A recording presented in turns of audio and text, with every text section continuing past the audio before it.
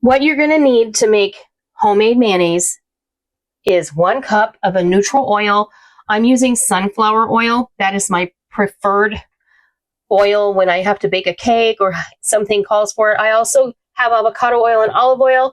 You can feel free to use either one of those in total, or you can combine them and do a combination of sunflower oil and avocado oil or olive oil, or however you want to do it. Whatever suits your preference and your taste. So 1 cup of oil, 1 whole egg and 1 egg yolk, 1 tablespoon of lemon juice. Now this is from a bottle of organic lemon juice I had in my fridge. It's oxidized a little, but it's still lemon juice and I'm still going to use it. A teaspoon of salt and a teaspoon or so of Dijon mustard.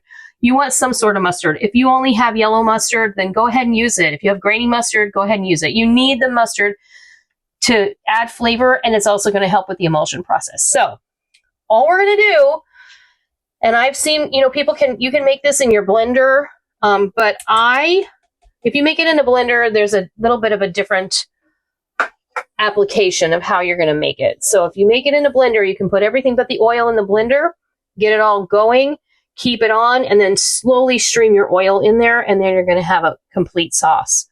But I'm using my immersion blender, so I am just going to go ahead and add everything into this container. And I'm using this deli container because my immersion blender fits in it.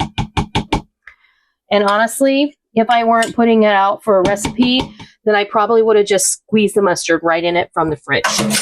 No big deal. Now, the one other secret, and I'm going to have Rick get down here in front. You want to put your immersion blender directly on the bottom of the container. And you're going to turn it on, and then you're going to slowly lift up the immersion blender, and it's going to blend. You'll be able to watch it.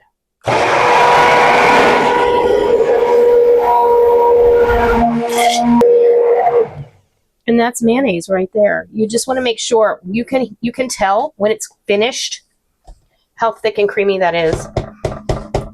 I'm just going to tap that off. Okay, so there you have it. That's mayonnaise, and it looks delicious. And now I'm going to taste it. Do you want to taste it? Tastes like mayonnaise. Mm-hmm. Yep, there you go. That's how you make homemade mayonnaise. Now, I'm going to be using this in another recipe very shortly for something I'm going to call Ohana chicken salad. And I can't wait to share that with you. So make sure you stay tuned to the channel. Make sure that your notification bell is turned on and that you have subscribed, because almost 60% of the people who watch my videos are not subscribed to my videos. Even Daisy is upset about that, you guys. So make Daisy happy and make sure you hit the subscribe button, okay? Because when you hit the subscribe button and hit the thumbs up button, it tells YouTube that you like the video and it pushes it out to more people who might be seeking the same or similar information.